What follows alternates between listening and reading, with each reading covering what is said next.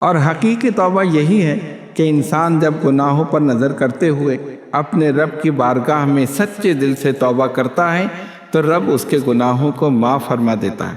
اور پھر اس توبہ کے بعد دوبارہ وہ اس گناہ کا ارتکاب نہیں کرتا۔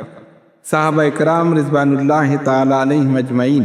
جب بارگاہ رسالت صلی اللہ علیہ وسلم میں حاضر ہوتے تو حاضر ہو کر توبہ کرتے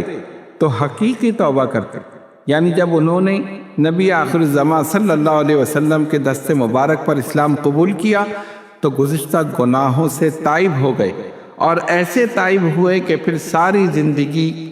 وہ عمل ان سے سرزد نہیں ہوئے، یعنی ان کی زندگی میں ایک انقلاب آ گیا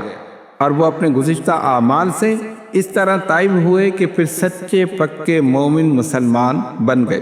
اسی توبہ کا ذکر قرآن مجید فرقان حمید میں کیا گیا ہے، اور گناہ گاروں کو ایسی ہی توبہ کرنے کا حکم دیا گیا ہے۔ حقیقت حال بھی یہی ہے کہ اگر ہم اللہ کے حضور اپنی غلطیوں اور کوتاہیوں سے توبہ کرتے رہیں اور دوبارہ وہی عمل کرتے رہیں تو پھر اس توبہ کا کوئی فائدہ نہیں۔ یاد رکھیے، توبہ کی توفیق ملنا بھی بڑی نعمت ہے۔